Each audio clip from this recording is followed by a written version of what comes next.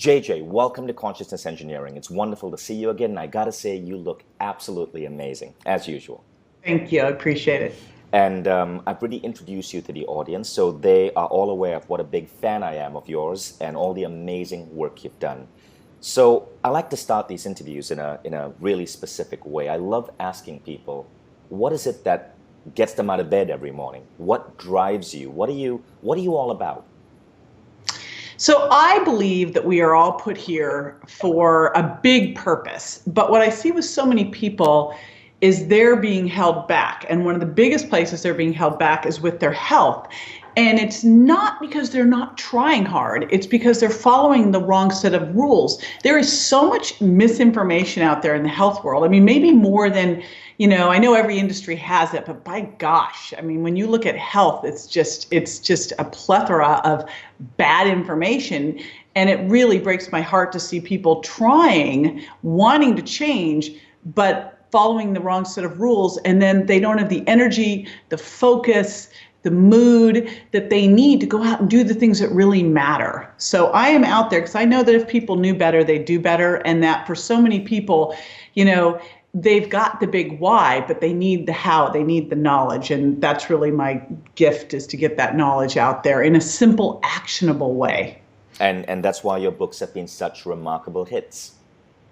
Thank you. That's one of the things I think is so important out there is, as you go through school, I've got 40 graduate and doctoral courses, and what you really learn is how to confuse people, right? Is how to talk in these big words and sound so important and have all these things after your name.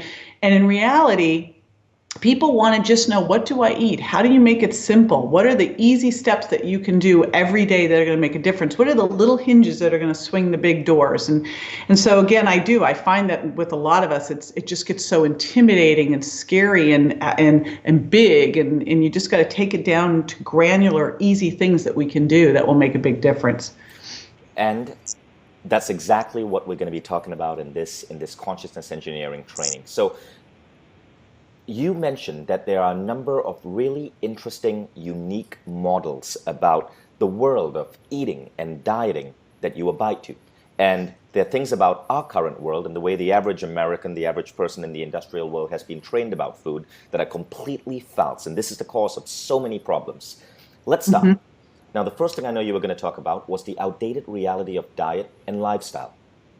Yes, and it is crazy because you still hear it every single day, this idea that if someone wants to lose weight, because that's really where I started, was in weight loss. And so I was taught in graduate school that if you wanted to lose weight, you had to eat less and exercise more, the bank account model of weight loss. But I saw very quickly, most of my clients were 40 to 50-year-old men and women, and especially women. And I was watching this, cutting their calories, making them do a lot of aerobic exercise, and it was not working. Now, if you are a trainer and a nutritionist doing all this stuff and it's not working, you're not going to get paid, right, to make someone worse, not better. And so I went, I've got to figure this out and crack this code. And, I think it's really a useful way to look at the world, is to look at what's going on and go, all right, question it, question authority, question your professors if something's not working. And that's what I did. And what I realized is our body is really not a bank account. Our body is a chemistry lab, and food and mindset, feelings, emotions, exercise, all these things provide information that will make all of the difference, especially food. What you put at the end of your fork, what you drink, is going to tell your body to burn fat or store it, age faster or age more slowly, have a great mood or crash and burn, and which is a great thing, because it can be as simple then as changing what's at the end of your fork can change everything. You said there's a bank account model for weight loss versus the chemistry lab. Can you explain that? Yeah, so the chemistry lab looks at food individually. So I literally had someone, Vishen, tell a client of mine that it didn't matter what she ate. She could eat pie and Snickers bars all day long as she counted the calories. Whereas you go instead and you look at, okay, there's fat, there's protein, and there's carbohydrates. That's all there is, and then there's, of course, fiber that doesn't count in there. But there's protein, fat, carbohydrates. How you put those together and the quality of each of those is what changes everything. If you're eating pro-inflammatory fats versus anti-inflammatory fats, if you're eating carbohydrates that have been very processed and quickly turned to sugar, or sugar to start out with, it's very different versus slow carbs loaded with fiber, or the quality of your protein. And if you're eating a more protein-rich, higher fat, high fiber, low carb diet, it is going to totally change everything. So you can't just look at the calories. You have to look at where they come from and what they are telling your body to do. Protein has a very different hormonal message than carbohydrates do. And a legume is going to have a very different message than, say, processed white flour. So once you know that, you can put together a diet that literally helps your body burn fat and slows down the aging process and gives you steady, sustained energy. And once someone does that, it's a totally different conversation. It's not, gee, I think I'll have a cheat day and just eat this cake. Because you're like, why would I do that if I want to have this amazing running machine? You wouldn't take a racehorse and feed it McDonald's and let it smoke, I mean, that's stupid. I was just picturing that. So what you're saying is, I remember in 2010, I visited New York, right? And I was absolutely impressed that New York had implemented this rule where I walked into a Starbucks and they had the calorie count for every single type of muffin and cake and coffee. What you're saying is that's absolute nonsense? Well, what was interesting with that experiment is it actually did nothing for the people who weren't informed. The people who were informed already knew that.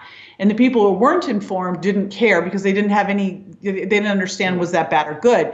But it's more than calories. What you really need to look at is, when you're looking at a piece of food, how much protein, how much fat, and then what type of fat? Is this a good fat or a damaged fat? And then what about the carbohydrates and the fiber? And is there gluten in it? Because gluten sends an entirely different message. So yeah, just looking at the calories in a food is like just looking at someone's weight on the scale. It's like you could have someone who weighs 150 pounds and they're 10% body fat, or someone who weighs 150 pounds and they're 30% body fat, and you got a totally different body there, right? Right.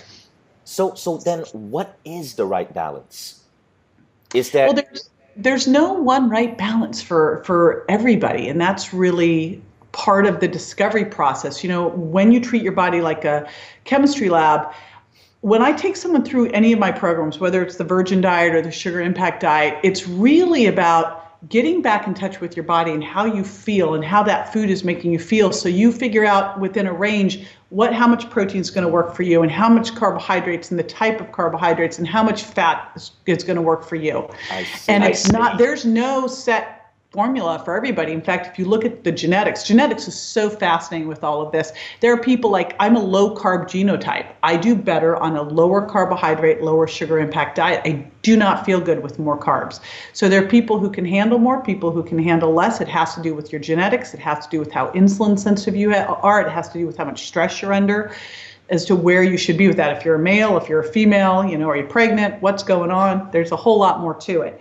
And so there's no set. I don't believe really, there were no vegetarians or vegans in the wild. So I think that's a tough diet to do healthily. Mm-hmm. But I always say the Virgin Diet's agnostic to whatever you want to do. I'm going to show you how to do it in the most healthful manner if you've got a spiritual reason for doing something.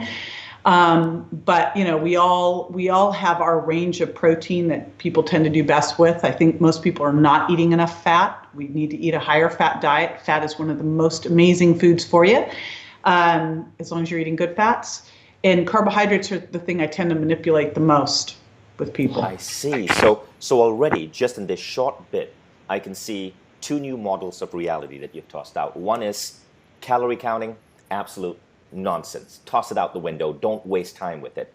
Secondly, it's not about that there is a set formula for protein or carbs or fat. It's personalized to each individual body type and your individual goals. Right. Now, the next thing we're going to talk about is the glycemic index for understanding sugar versus the sugar impact. Can you tell us about that? Yes, I think, when I wrote the Virgin Diet, the number one question I got asked about was sugar. And people fell into two camps, and most of them seemed to be in both camps. They were either confused by it. They didn't understand, well, can I have honey? What about white flour? What's good, what's bad? Or they were just controlled by it. I mean, sugar is the number one drug worldwide.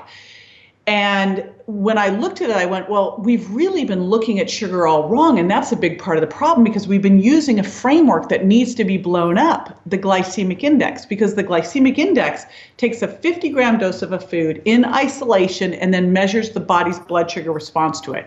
There are a number of problems with that. Number one problem with that is that 50 grams is reasonable for a potato and totally unreasonable for carrots. Number two, so it makes potatoes and carrots look the same. They both look like they're bad for you. Number two, we don't eat foods in isolation. Most people don't sit down and go, I'm going to eat 50 grams of carrots right now. We'll have a potato, we'll have steak, we'll have some butter on it. So you've got to look at the whole impact of the meal rather than just the isolated food. Because when you have fiber involved, when you have protein, when you have fat, it's going to change the blood sugar response. But the biggest problem with the glycemic index is it makes the worst sugar of all look like a saint. When you look at carbohydrates, all carbohydrates turn into sugar. What I tell people is you really don't want to mainline sugar. You want your body to slowly make sugar from the foods you eat. Sugar and carbs, all carbs except for fiber are going to turn into sugar. It's just a matter of how much work your body has to do to take it there. And from those sugars, wherever they come from, you either are going to end up with glucose or fructose. And fructose predominantly comes from fruit, but now we've extracted it from corn. And of course, agave is the highest fructose source of anything in nature. And so what happens when you eat fructose is it doesn't raise the glycemic index. So for so long, we thought this was a great thing. It doesn't raise blood sugar because it goes straight to the liver. It's the only organ that can metabolize it. And when it goes to the liver, if there's no room in that liver for it to be stored as glycogen, converted to glucose, stored as glycogen, and the liver's not very big, it starts turning it into fat. And that's why we now have fatty liver in children. We have non-alcoholic fatty liver disease. But worse than that, it also didn't trigger the rise in blood sugar, which again, we thought was good, but is really bad because when you don't trigger the rise in blood sugar, your body doesn't hear this sugar. So it doesn't raise blood sugar, it doesn't raise insulin, leptin, it doesn't trigger ghrelin. So all of the things that would tell your body to give your body normal appetite control get shut down. And the more fructose you eat, the better your body gets at transporting it quickly to the liver to make more fat. So fructose is the most aging sugar. It's super sweet. The more sweet you want, the more sweet the more sweet you want. Yep. And it's going to create insulin resistance, diabetes, hypertension. It feeds the worst cancers of all. I mean, it is such a bad thing. And it got a hall pass for so many years and still gets a hall pass if you look at the glycemic index. So you'll go to the health food store and, Vishen, the worst part about going to a health food store is people walk in there and think everything in there is healthy, right? And you go in the health food store and there's all these treats made with agave. And it's crazy because they are worse for you. You might as well, like apple juice, you're better off having I know it's going to sound contradictory, but I'm going to say it because you're better off having a soda than you are having apple juice because apple juice is higher in fructose than a Coke. Wow. Wait, you mean, JJ, that's shocking. Now you're talking about fresh apple juice or the type? Fresh apple juice. It's worse for you. I know, controversial. I like to say controversial stuff, but fructose is the most damaging sugar of all. But fructose is everywhere. I mean, high fructose corn syrup is in everything from Heinz ketchup to Coca-Cola. And we're what's so funny is, so now we're going against high fructose corn syrup, but table sugar is not that much different than high fructose corn syrup. High fructose corn syrup will be anywhere between 50 and 65% fructose, so and table sugar is about 55% fructose. Agave is up to 90% fructose. Wow. And you go to the store and it is legal in the United States to put no sugar added on a product that's got fruit juice concentrate in it. Mm-hmm. They can use apple juice concentrate because it's super sweet and say no sugar added and lie on that label. And some unsuspecting mom trying to do the best thing for her kid is going to buy that. It makes me crazy. The WIC program in the United States gives apple juice to toddlers and is creating diabetics, little diabetic kids in the poor kids. It is such bad stuff. But JJ, this seems very controversial because what you're saying is essentially fruit, and fruit juices are unhealthy. Well, Now, fruit juice is not healthy. Fruit juice concentrate is not healthy. Dried fruit is candy. Okay? Mm-hmm. Fruit is not free food. There is this idea out there because in the United States we have the USDA My Plate, and it says eat 5 servings of fruits and vegetables a day. And what they give you for servings are, it could be a cup of juice, it could be some raisins, it could be a banana, or it could be broccoli. And I'm thinking, okay, so you gave someone the choice between ketchup, fruit juice, dried fruit, a potato, or kale. Which one are they going to choose? And you just made kale seem like it's the same as raisins. And kale and raisins are not the same food. We've got to get away from this idea that fruit is free food. 1 or 2 servings of a low sugar impact fruit, berries, grapefruit, great. But you know, this idea that we can just have all we want, or that raisins are a health food. Raisins are not a health food. Raisins are little sugar bombs. That's right. And you know, these green drinks out there, there's a green drink in the United States, and it's in Canada too. It's got 56 grams of sugar in 16 ounces. A soda has 40 grams. It is not a green drink. It says Green Boost, right? And it's called Green Machine. It says Green Boost. And it says powered by greens. Well, in reality, it's got 5 servings of fruits. It's got mango puree and apple juice, you know, all these really high sugar impact fruits.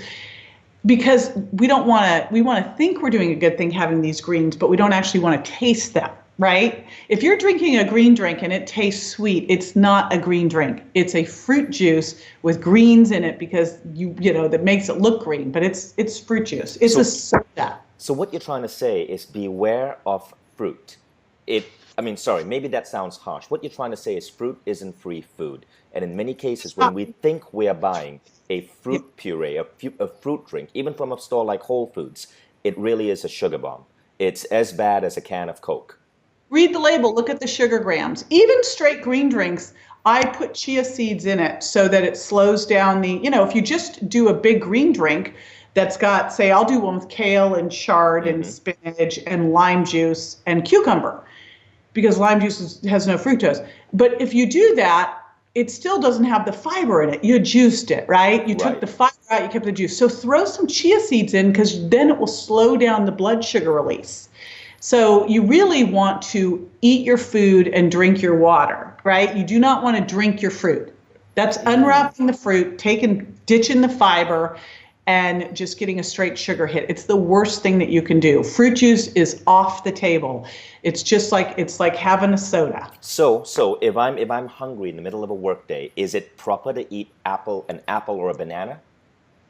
So ideally, if you're eating correctly, you should be able to go 4 to 6 hours before you need to eat again. If you need a little snack, I really like to do a protein, fat, and fiber snack. That would be my top choice. So maybe a little bit of hummus with some veggies, or a tapenade with some veggies, or some nuts, but something more like that, rather than just a straight sugar hit. I'm not a fan with the straight sugar hit. And again, we really need to look, like, if you're going to have berries and some almonds with it. Or the other day I had some almond butter. My kids were looking at me and go, well, that's a weird combo. And I'm like, it's kind of like, peanut butter and jelly. I did almond butter drizzled on raspberries and had that. So I don't have just a straight fruit hit. Now, you mentioned another thing you were going to talk about is the idea of 6 small meals versus spacing meals and intermittent fasting. Since we're talking about snacks, let's go into that area. All right, now, this is where it really starts. It starts with eating each meal, getting everything you need. And I talked about this already. Eating protein, eating healthy fats, eating low carbs, which fall into 2 categories: non-starchy vegetables, because I don't want you to limit those. Eat as many as you possibly can get in. We should be eating like 10 servings of those a day. And then low carbs are things like pumpkin, squashes, quinoa, wild rice, legumes, and lentils. And when you eat this way, the protein and the fiber work together to slow down stomach emptying, which keeps ghrelin suppressed, so you feel fuller longer. And the healthy fats create a feedback to the brain to tell your brain that you've eaten. And all of that gives you a nice, steady, slow release of blood sugar. So again, you should be able to go every 4 to 6 hours before you need to eat again. There's this crazy diet myth that will not go away, that we need to eat every couple hours to keep our blood sugar stable. Actually, what that does is keep your blood sugar up, because every time you eat, your blood sugar rises. And then your insulin rises because it's toxic to have your blood sugar up. It's sticky, right? Makes your blood thick. So insulin comes up to bring blood sugar back down, but insulin is a slow moving hormone. And so you've got insulin high now. Now, if insulin's up, your body goes, oh, you know what? I don't need to eat, or I need to eat because I can't access my stored fat for fuel. If insulin's up, the doors to the fat cells are locked. So you go, oh, I'm hungry again. It's only been 2 to 3 hours, but I'm hungry. So you eat again. Insulin never got back down. You bump it up a little higher. Mm-hmm. So when you eat every 2 to 3 hours, you keep insulin, which is a very pro-inflammatory hormone that tells your body to store fat. You keep it up. You never give it a chance to come back down. And that means you've turned your body into being a sugar burner. It has to rely on that next hit in order for you to have energy, which is not the way you want to be. You want to be a fat burner, not a sugar burner, right? So, now, there's one other piece to that puzzle, and it's the whole idea of, it's really the fast. I mean, there's a reason we call it breakfast. It's break the fast. And so ideally, you want to go 12 to 14 hours between dinner and breakfast. I'm not a fan of skipping breakfast, especially for women, because it causes, if you don't eat, your body eats itself and starts to break down muscle. So I like people to eat, within an hour or so of waking up. But what I have people do is stop eating at least 3 hours before bed, get that 12 to 14 hours in between dinner and breakfast. You do not want to have this. There's one popular diet book here in the States that has you have a snack before bed. I'm like, that is like, come on, and it's like, you can have chocolate covered pretzels. I'm like, seriously, chocolate covered pretzels before bed? You got to be kidding me. I mean, I'm sure people love that book, right? Who wouldn't want to do that? So what you're saying is the 6 small meals idea is not right. No. Right. It is not right. So what we're doing with breakfast, lunch, dinner spaced out that way is actually okay, as long as there's about 12 hours between our dinner and our breakfast. Right. Okay. Now one of the things I do, and this is probably bad, and I know you're probably going to not be happy with me, is before, I love watching late night movies, and I love sitting in front of the TV and watching a really good movie with a glass of red wine, and sometimes a little bit of chocolate. Mm-hmm. Is that bad? Well, first of all, I'd say, what time are you going to bed and what time are you getting up? I go to bed at 1. I get up at 8 to get the kids dressed for school. Okay. So I used to be very hard about like normal circadian rhythm. And if you told me 1, I'd start to fight you and I'd want you to go to bed more at 10 or 11. But, actually, genetically, they're night owls and mm-hmm. morning people. What would the morning person be? Early birds. And I'm an early bird, so I always had this, prejudice against the night owls. But if you're a night owl, as long as you're getting what you need for sleep, which is going to be somewhere between 7 to 9 hours, we're cool. But what I would tell you is, ideally, you'd have the red wine and the dark chocolate at 10 and stop at that point, because yes, it does make a difference. So I tell you to back that part down a bit, especially the dark chocolate piece of it, if you could. Right. And sure, you're 85% or higher on your dark chocolate. I've actually gotten to the point now where I do 99% and 100% dark chocolate, and it's amazing. And that's healthy? Yes. The higher the cacao content, the better, and then you don't have the sugar in it, right? So, yes. So I'm so glad that I now know that breakfast, lunch, and dinner are okay, because I thought I was going to hear something that's going to have to make me completely radically change my lifestyle. No. And if someone's listening now and has fallen into that trap of every 2 to 3 hours, what you do is you don't go from 2 hours to 6 hours overnight. You first start eating by that plate, which means, clean, lean protein, healthy fats, slow, low carbs, and veggies. And then you start spacing it out. So if you're used to every 2 hours, go to 3 hours and start drinking water in between, because quite often you're not hungry, you're just thirsty. You can always throw a little bit of chia seeds in there too, because the fiber helps you stay fuller longer, and then stretch it to 4 and then stretch it to 5. So that's how I teach people to do it. And again, ideally, you're eating a bigger breakfast, protein-rich breakfast. The research is clear. People who eat a bigger breakfast lose more weight, keep it off, and have an easier time maintaining it. And you're eating less at night. I see. So smaller dinners, a bigger breakfast. Now, Yeah. what about mid-afternoon snacks at work? My son invented something he calls linner. It's a meal between lunch and dinner. It might be a snack or salsa and chips at around 4 p.m. What about adults? Is that healthy? I'm not such a salsa and chips fan, unless they are kale chips. It just depends on whether you need it or not. Like, let's say that you are, you eat breakfast at 8 and you had lunch at noon and you weren't going to eat dinner till 7. Hmm. Maybe you need to have something at 4 and then you're going to have a smaller dinner. Totally cool. You Perfect. see how it works, Perfect. right? So linner is perfectly fine. Linner is fine. It's really what the linner is. That's the issue. Awesome. And an ideal dinner might be pistachios or, as you said, celery dipped in hummus. It really, a snack is just a smaller version of a meal. And I'm always trying to up the vegetables. So yeah, it could be hummus is one of those easy things that you can do with tons of vegetables. So it becomes simple. You can use guacamole, hummus, nut butters, tapenade, any of those things work great there. I mean, you can use guacamole and a little bit of chicken and some vegetables. I just do smaller versions of meals. It could be half a protein shake of the protein. If you do a protein shake for breakfast, you do a halvesy for the afternoon. I see. Now, you also mentioned something else that caught my attention. Earlier, you mentioned intermittent fasting. Tell us about that. So this got a lot of play, and I was very fascinated by it. And it was interesting because, I have a lot of guy friends in the health field, and they really latched onto it, and I've had a couple friends write books about it. And then I started, but intuitively, I thought, first of all, men are not hairy women, as we know. And their systems work a little differently than ours. We've got much more complicated hormone systems. Men are like VW bugs, we're Aston Martins. We got a lot more going on. And you take a woman and you intermittent fasting, there's a lot of different ways to do it. It can be, taking a day off of eating. It can be skipping breakfast. It can be eating within only an 8-hour period. But what I discovered with that is, first of all, women don't do well with skipping meals, especially skipping breakfast. And I was at a conference where a lot of women, it was an intermittent fasting was part of the conference. And I asked the husbands, I go, well, how are your wives doing with that intermittent fasting? Are they getting crabby? And they're like, uh-huh.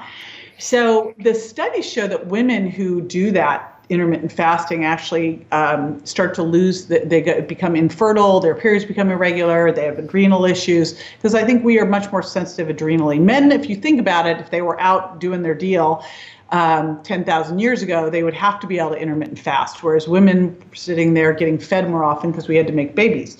So I'm not as much of a fan of intermittent fasting for women, but I think there's some lessons that we can take from that. And one of the lessons of intermittent fasting is caloric variability. And I think it's good for us to vary up our calories and not be exactly the same each day. And naturally, that should happen a bit. So maybe that means 2 days a week you have breakfast and dinner or shakes, not meals.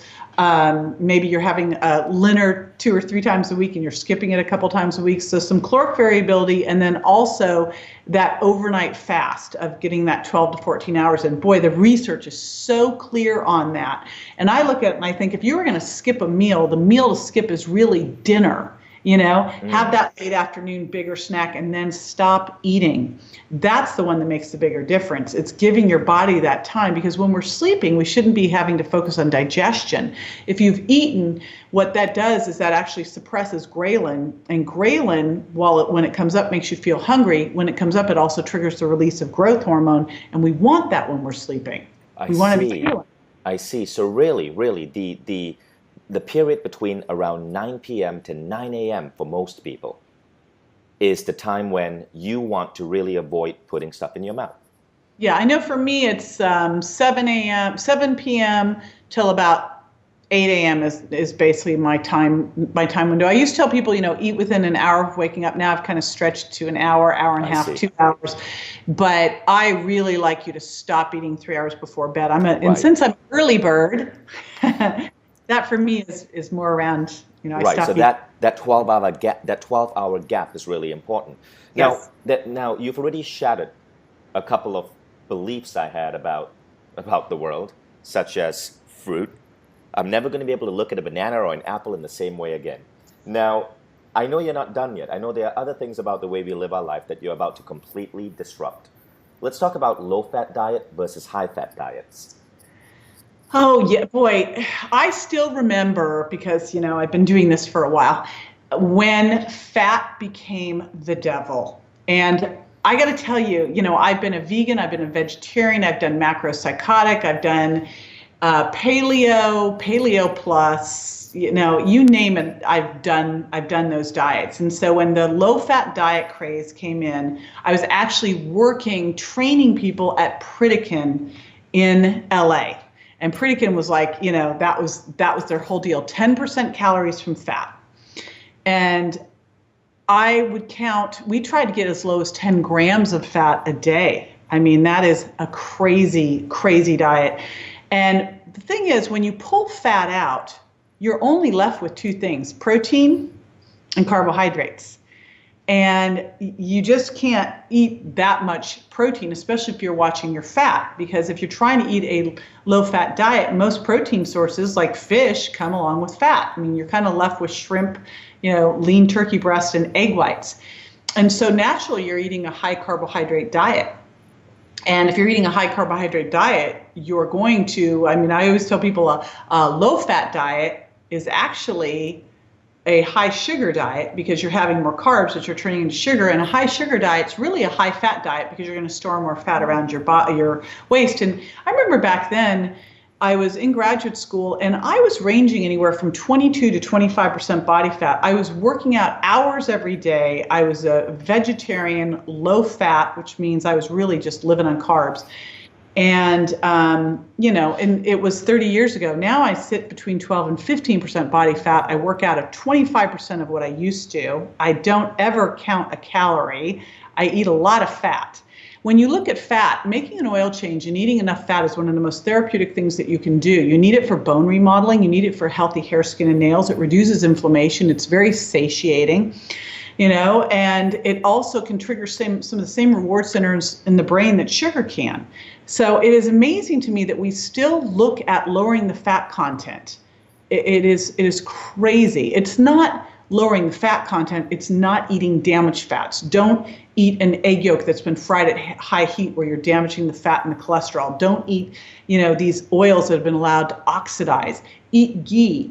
Eat coconut oil, eat these great extra virgin olive oils, eat nuts and seeds that you've dehydrated, eat cold water fish, eat grass-fed beef, eat lots of it. Don't be afraid of it. What are your views on Bulletproof Coffee by our mutual friend Dave Asprey?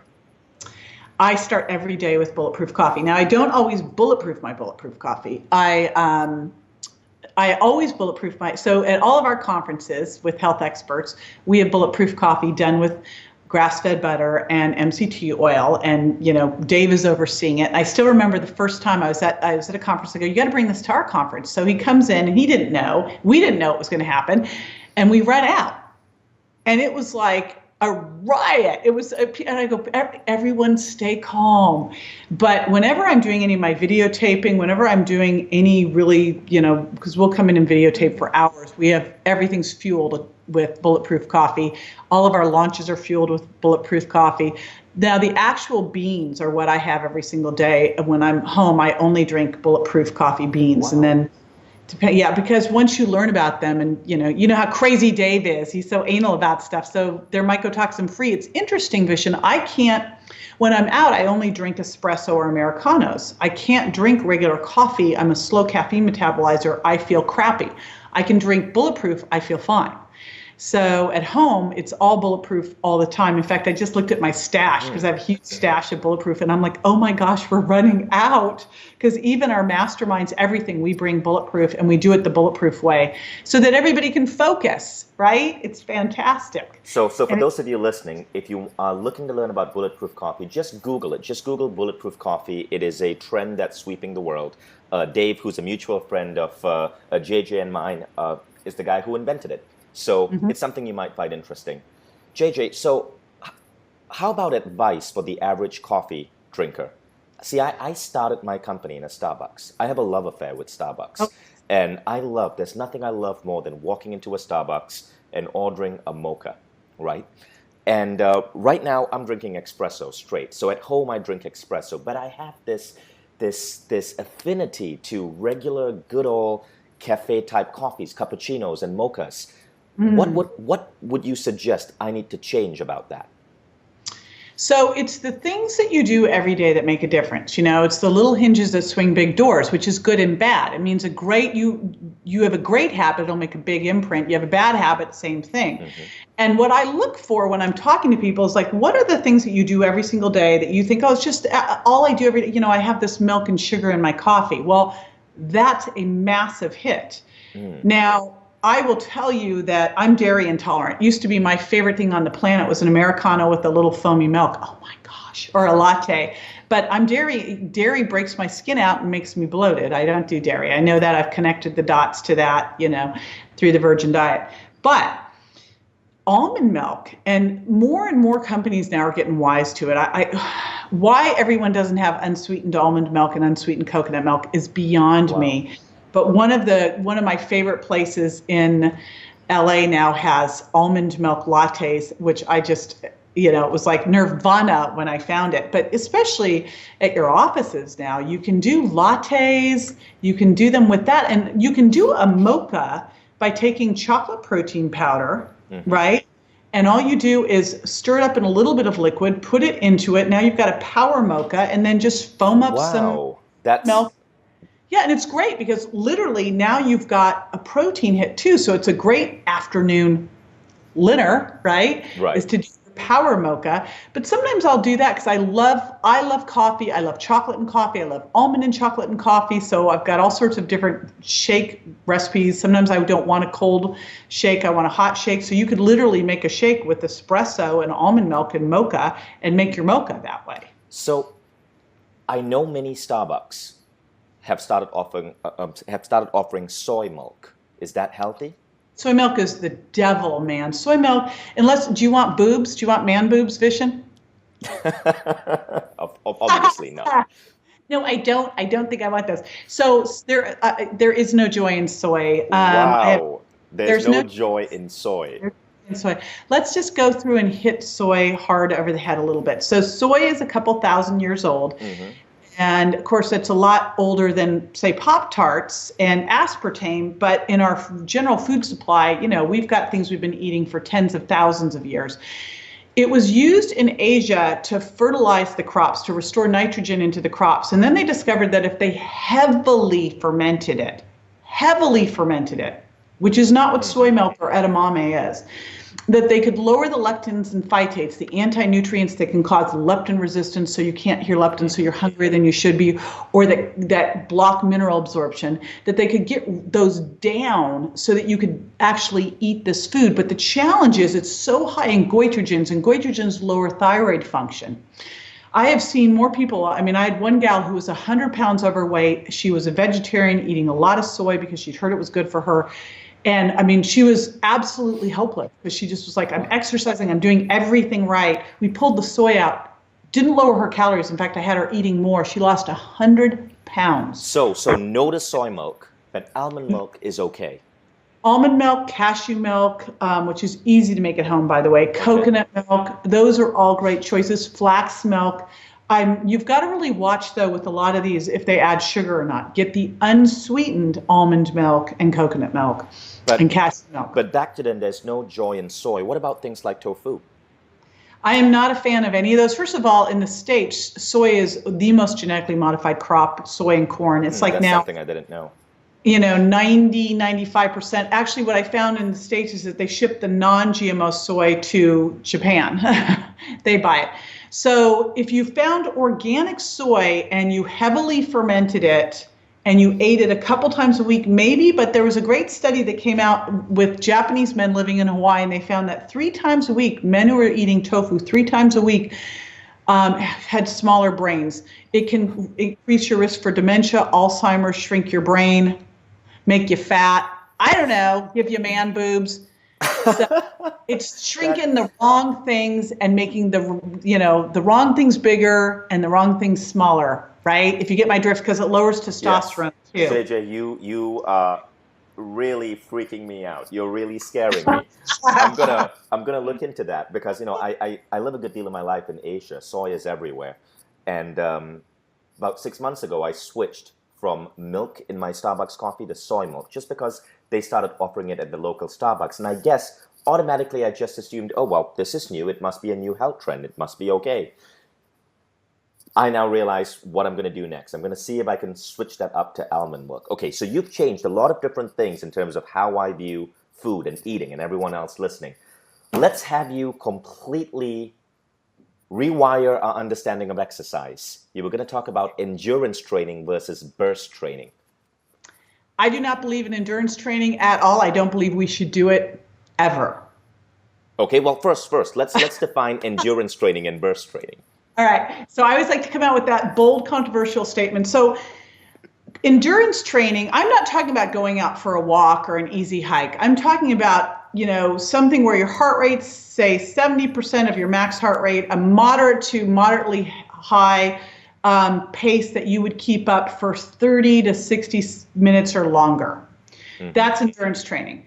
And, running a marathon, running a 10K, going out and it's not like an easy tootle around bike ride. It's something that you're doing, keeping your heart rate up, which is what we were taught to do. Back when I was in graduate school, you were taught that you needed to keep your heart rate up at 70% of max heart rate for at least 30 minutes, or it just didn't matter because you didn't get in your fat burning zone. When you look at exercise, it's very interesting because whatever fuel you're using during exercise is actually the fuel, so if you burn a lot of fat during exercise, it's the fuel that you then store back after exercise. So if you burn more fat during exercise, you're better at putting it back on your body after. If you burn more sugar during exercise, you're better at storing that sugar back in your glycogen stores after exercise and burning more fat after exercise. So endurance training lowers your immune system, burns up muscle, makes you better at storing fat. And burst style training, first of all, most people don't exercise because they don't have time. So endurance training takes a lot of time. But burst style training does a couple different things. And the other thing endurance training does is raise your stress hormones and increases oxidative stress. It's very aging because you're breathing more air. Versus burst style training, you do it 30 to 60 seconds all out. So maybe jumping jacks, running in place, jump rope, running upstairs, sprints on a bike, and then you recover actively. So maybe you walk it off, you easy pedal for twice as long and do it again. And the reason is when you go all out, you're raising lactic acid, and then you can buffer that lactic acid, actually use as alternative fuel source when you recover, and then hit it again. When you do burst style training, that triggers the release of growth hormone. It burns off your fat storing enzymes. It depletes your body's stores of glycogen, so your body has a place to put sugar back. Mm-hmm. And it makes your body have to work to recover because you've gone really out of breath and come back and really out of breath and come back. And your body now has created oxygen debt that you have to recover from. So 30 to 60 minutes or longer after that exercise, your body's still working to recover from that debt you've accumulated. So it creates a much bigger metabolic effect than endurance training does. And it doesn't deplete your immune system. It actually raises testosterone, helps your body reduce inflammation. It's so much, and it helps your body handle stress better too. How long does burst style training take typically? So you want to accumulate 4 to 8 total minutes of bursting. So this morning I came in and I had to get on some interviews. And so I ran in and I got on, I have a step mill, a stairmaster, an exerciser, a stepper, all sorts of stuff in the garage. And I jumped in and I did 12 minutes. I warmed up for 2 minutes then I went all out. You just exercise 12 minutes a day. So I do all sorts of different stuff and I'm always changing it up. The first thing I tell people to do is just move more, actually move more, put a pedometer on, but don't count that as exercise because in order for it to count as exercise, you should get hot, sweaty, and hurt a bit. At least 3 times a week, do some bursting. Again, it can be jumping jacks, it can be Turkish get-ups, it can be step-ups. It doesn't matter what it is. Something that moves your whole body through space for 30 to 60 seconds, you recover, you do it again, to accumulate 4 to 8 total minutes of bursting. I like to do it in a row because the accumulation of lactic acid triggers the growth hormone response. And then a couple times a week, weight training. Weight training, okay. And how long is your weight training regimen? It depends on, here's the thing. I still have this old trainer mentality of like a workout's an hour, but I never make it because I kill myself so fast that I'm usually out of there. It can be anywhere from 20 to 40 minutes, depends on how much time I have. Once a week? I do all my body parts usually twice a week, but I split it up. I So see. I'll go in, it depends on the week. Sometimes I'll go in twice a week, sometimes I go in 4 times a week. Sometimes I'm never the same because I'm always traveling.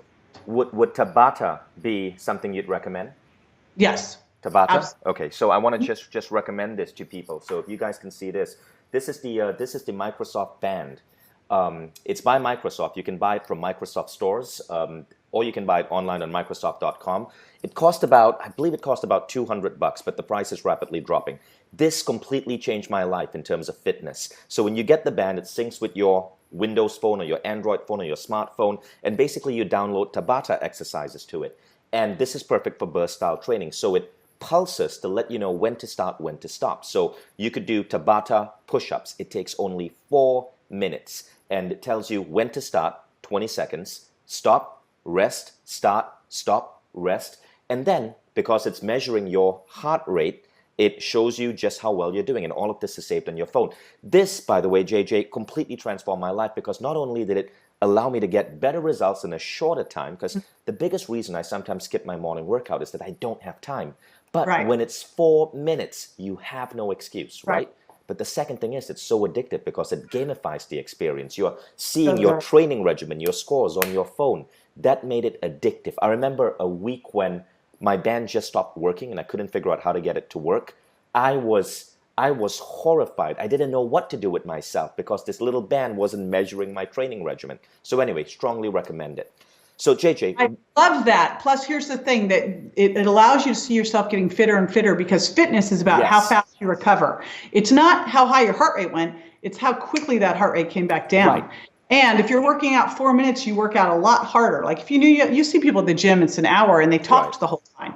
If you got 10 minutes, 4 minutes, 12 minutes, it's like boom, you hit it. So JJ, what about those fitness programs which are crazy popular in infomercials right now? We're talking P90X, Focus 25, Insanity, all those ones that you see in late night television in America. So for most of those ones, what you need to do is take a small piece of them and do it, you know? Mm-hmm. And I see a lot of them, they're just too long. Like they're too much intensity over too much time. So what is the right time? 25 minutes, 30 minutes? Is it even shorter? I tend to go for shorter, especially with burst training. I've put together burst and resistance style training workouts that are 12 minutes, I see. that have all of it in there. And then end with just some kind of yoga flow stretching. But the hard part is somewhere in that 12 minutes. It's, you're doing push-ups, then you're doing high knees, then you might be doing bent over rows, but you're rotating it all around. But yeah, it's short. It's short. What training systems do you personally use? Like, are you using an app or a workout DVD? Or do you just put together your own thing? You what?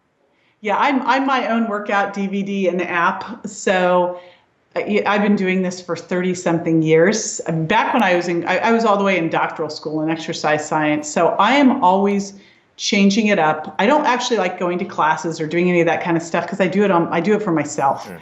But I'm always challenging myself and changing it up. And one of the things is I travel half the time. So wherever I am, there's different things that you can do. One of my favorite workouts, though, is hotel stair running. It's one of the best workouts you can do. It's fantastic. And you said you have an app. You have a workout app. No, I don't have a workout app. Okay. I have a workout DVD I put together, a video, and I created 12-minute workouts, which I'm happy to share with you. If you want to share them with people, I'll share them. Sure. What's the website we can check those out? They are not anywhere. They're in one of my programs. So I see. they're ready. They're not something someone can just go and grab because they're within my sugar program. But I will absolutely, if you want to share them, I will get them to you. You can have them. They're called, what did I call those things? Fast Blasts. Fast Blast. That sounds amazing because I really believe that we need to simplify our workouts, get it down to under 15 minutes, but based on models such as Tabata, burst training. So I'm really glad that you said that. Case study on myself. I used to do long workouts and then I switched to burst training. What I found was I was getting better results when I did burst training, but I was doing it in half the time. So my workouts went from 30 minutes to 12 minutes or less, but the results were so much better. So I've tested this. I really vouch for this. Tabata is a great way to start. Now, JJ, there were a couple of other things you were going to share before we got off this call, and I want to thank you because this is really interesting for me. What I get out of these conversations with people like you are just new paradigms for viewing the world.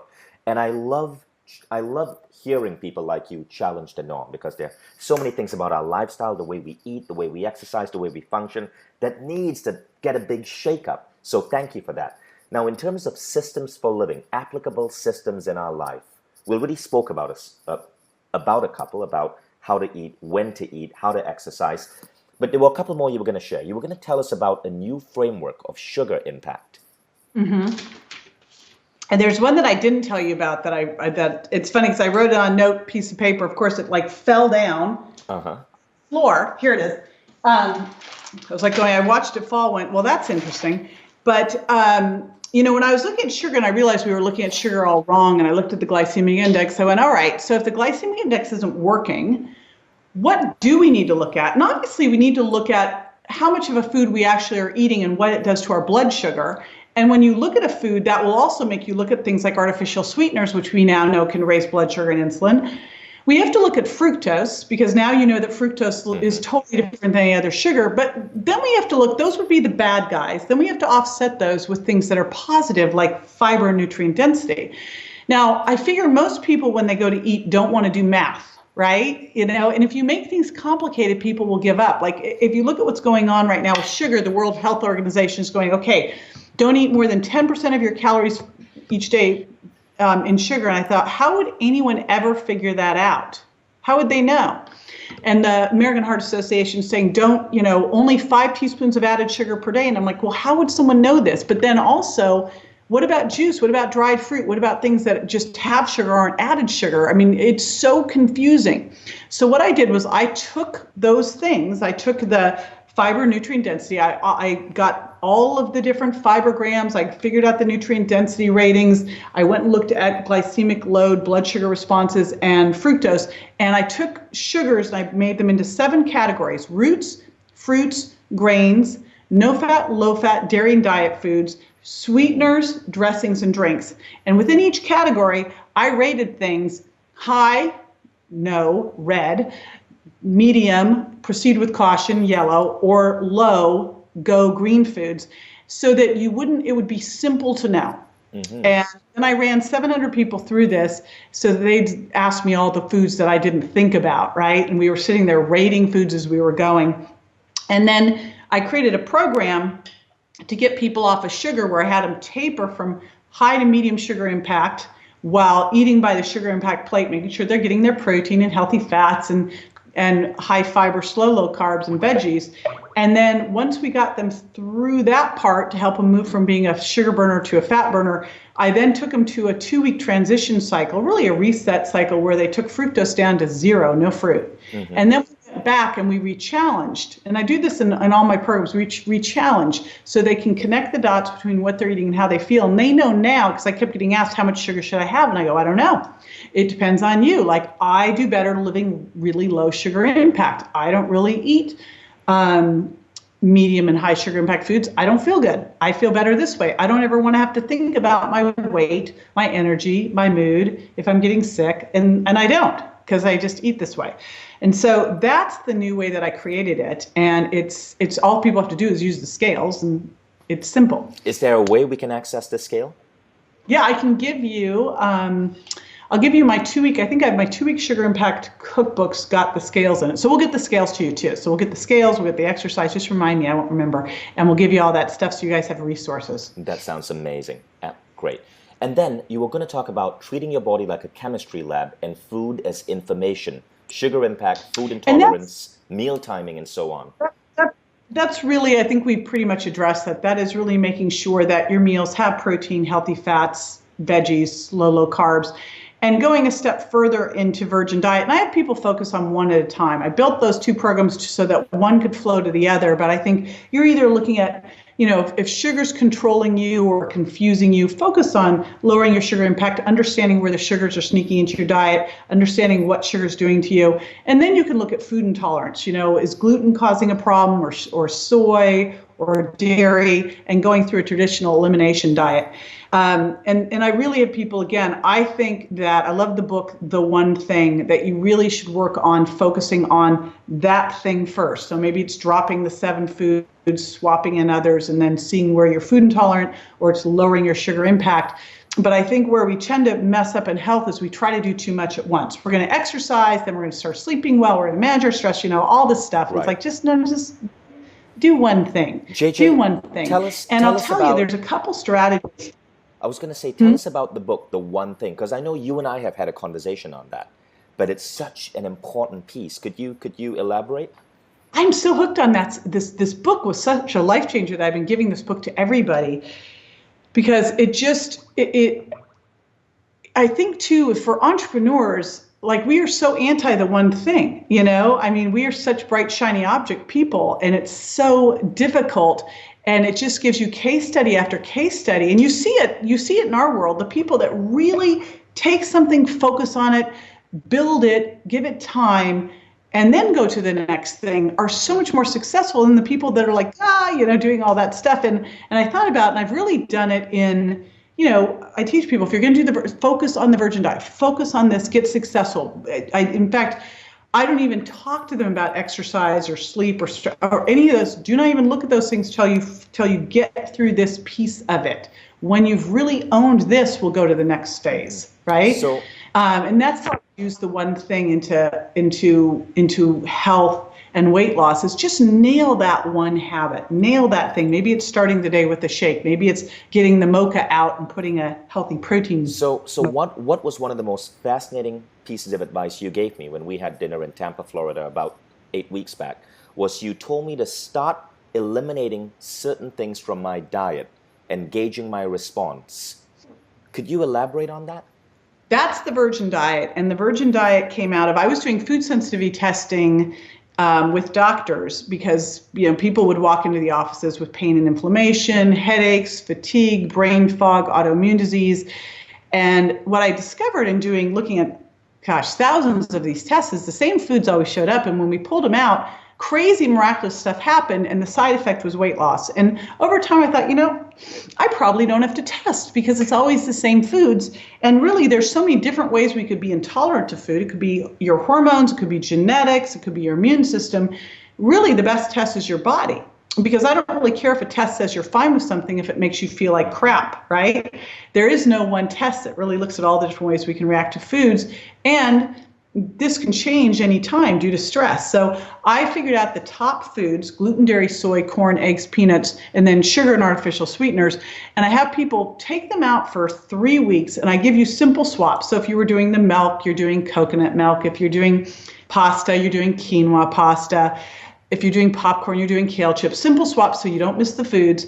And at the end of 3 weeks, we go back, and this is what's so powerful, because it changes the whole conversation around food. You go back and you do a trial with dairy, you do a trial with gluten, and you see how you feel. Because once you know, like, if I have gluten, my fingers swell. Well, I don't want my fingers to swell, because I know if my fingers are swelling, that I've got inflammation everywhere and it makes me feel crappy. If I get dairy, I get a lot of mucus and my skin breaks out. So I know which foods hurt me. And then you don't want to go, I'm just going to cheat today, because why would you do that? It doesn't make any sense. Once you know something hurts you, it's an empowering conversation. But we never do that, because first of all, we're told that, fatigue and skin problems and gas and bloating and joint pain, those are just normal. There's a pill for that. And the crazy thing is, and we also never get off foods long enough to do a reset, to clean out, to be able to go back and challenge, to really see, because you can't just take it out for a day and do it. They have to be out for weeks, because you got to let your immune system calm down and get rid of the antibodies and the immune complexes that have been formed from this. But once you do, it's crazy amazing what you discover. Well, I found the method that you spoke about absolutely fascinating. Those of you who are listening who want to understand this, buy JJ's book, The JJ Virgin Diet. Sorry, it's called The Virgin Diet. It's the one just behind JJ on her left. Is that the book you'd recommend people start with, JJ? It depends on where you're at. If you are someone that just are controlled by your cravings, you feel like you're a carb and sugar addict, you have to eat every couple of hours, I'd start with Sugar Impact Diet. Okay. If you're someone who's got an autoimmune disease, poor energy, joint pain, gas and bloating, weird food cravings, start with the Virgin Diet. I'm going to tell you, I think everybody needs to do both, but it's really where you want to focus first. And once you've done one, the other one's easier to do, but they are different programs. Because again, one's a deep dive into lowering sugar impact, one's a deep dive into discovering your hidden food intolerances. And it's crazy the results with both of them that happen quickly when you do this. It's one of my goals for this year to start with the Virgin Diet this year, because I was blown away by what you shared with me. Now, JJ, thank you so much for being so generous and sharing so much information with us. There was one final piece you were going to share. It was about using exercise as a drug to help you blast the fat, create sustained energy, and crush your cravings and boost your mood. And we talked a lot about that with burst training, but what's so interesting with exercise, I mean, it was, when I was in graduate school, we didn't even talk about what's called exercise endocrinology, but exercise, just like food, is information. And if you're doing long endurance training, sure, you get the endorphin response, but you also stress out your body and you make yourself hungrier. And that's what the studies show, is that, if you do a lot of long exercise, you're going to be hungrier and you're going to burn up muscle. If you do short bursts, you still have that great big endorphin hit that you want, but you're not going to be hungry. And you're going to do that resistance training. It makes you more insulin sensitive so that you become a better fat burner. And that's what we really want to do. We want to burn up the sugar so we have a place to store sugar in our muscles. And we want to burn off the fat storing enzymes so that we're better at using fat for fuel. So you've got the endorphins bumping up, so you're not going to have the cravings. And then you're more insulin sensitive, so you're not going to be as hungry. So you're able to use stored fat for fuel. And then the other part of that is to start doing, and I don't count this as exercise, but it is part of the program, is to start doing whatever it is that helps calm you down. Maybe it's yoga flow stuff, stretching, meditation, because that lowers the stress hormones. High stress hormones are going to kick off you're going to deplete serotonin, you're going to want to crave more sugar, you lower dopamine, you're hungrier, your gut becomes more permeable, you become more food intolerant. So they all go together. And just a little bit of how to make sure that you actually do. Like if you've been listening to this and something in there you said, that's where I need to start, I'll do that. The first thing I would tell you to do is sit down and write down what those goals are. Because if you write your goals down, you're 40% more likely to do them. Then share them with a friend, because that's going to bump the likelihood up to 80%.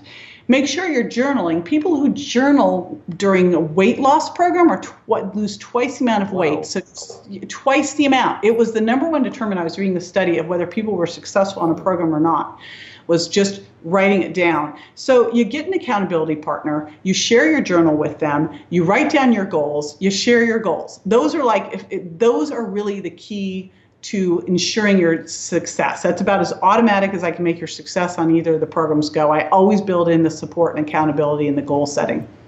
Thank you. That's amazing. And JJ, thank you so much for this conversation. I love your style. I love how assertive and confident you are. And I love how you just step right out there and then completely dismantle paradigms that we've been operating on for hundreds of years. Appreciate that about you.